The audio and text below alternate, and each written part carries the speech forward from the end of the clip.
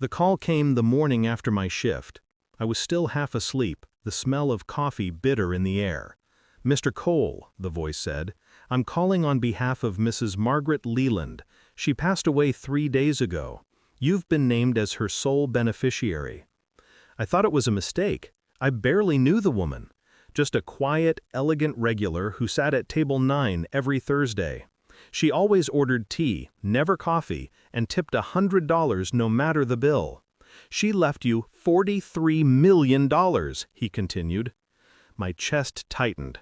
"That's impossible. I was just her waiter." There was silence. Then, softly, the lawyer said, "She insisted. Said you reminded her of someone." That night I couldn't sleep.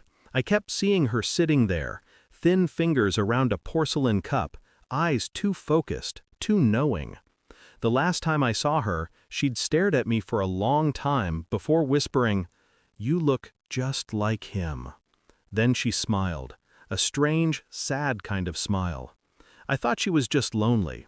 Now I wasn't sure. The next morning I met with the lawyer. His office smelled of cedar and old secrets. The inheritance was real, legitimate. But when I asked, "Why me?" he hesitated. "She didn't say much," he admitted. "Only that you should look in the safety deposit box at Belcroft Bank. She said you'd understand." Understand what? I'd lost everything when my wife left. My home, my dignity, my belief that the world had any fairness left. But this didn't feel like luck. It felt like bait. The bank manager led me into a small, cold room. Inside the box were photographs, dozens of them. At first, they were of me, some recent, some old.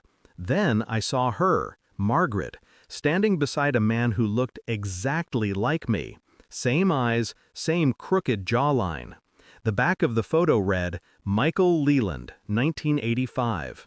My father's name only. My father had died before I was born, or at least, that's what my mother told me.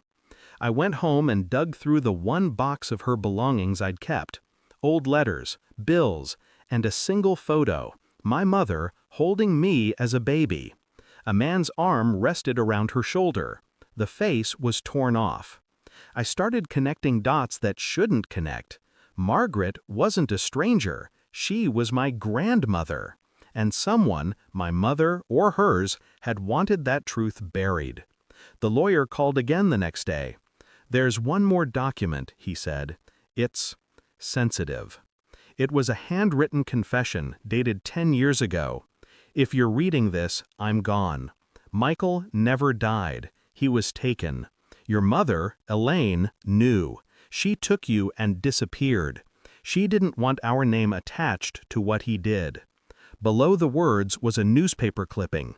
"Belcroft Corporation executive sentenced for embezzlement and negligent homicide. Michael Leland." My father. He'd killed a man, stolen millions, disappeared before sentencing. My mother had changed our names, rewritten our history. The inheritance wasn't a gift, it was guilt money. Margaret's final attempt to buy redemption for a legacy built on blood. That night I searched for Elaine, my mother. She was still alive, living quietly in another state under a false name. When she opened the door and saw me, her face went white. "I know," I said. Her lips trembled. "You weren't supposed to." We sat across from each other in silence, years of lies between us like smoke. "You could have told me," I said. "You think I didn't want to?" Her voice cracked.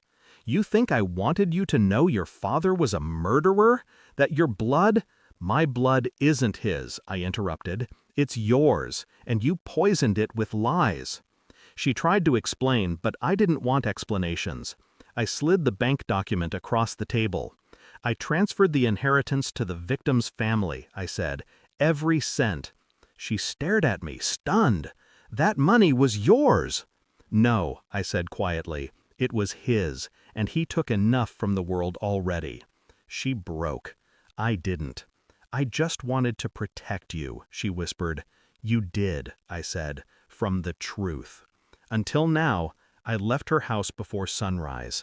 didn't look back. The road stretched ahead like a clean wound, open, endless, silent. Margaret's money was gone. So was the past. What remained was clarity. For the first time, I understood that bloodlines meant nothing. Lies, however, lasted generations. I rented a small apartment above the restaurant where I once waited tables, the same one where Margaret had first seen me.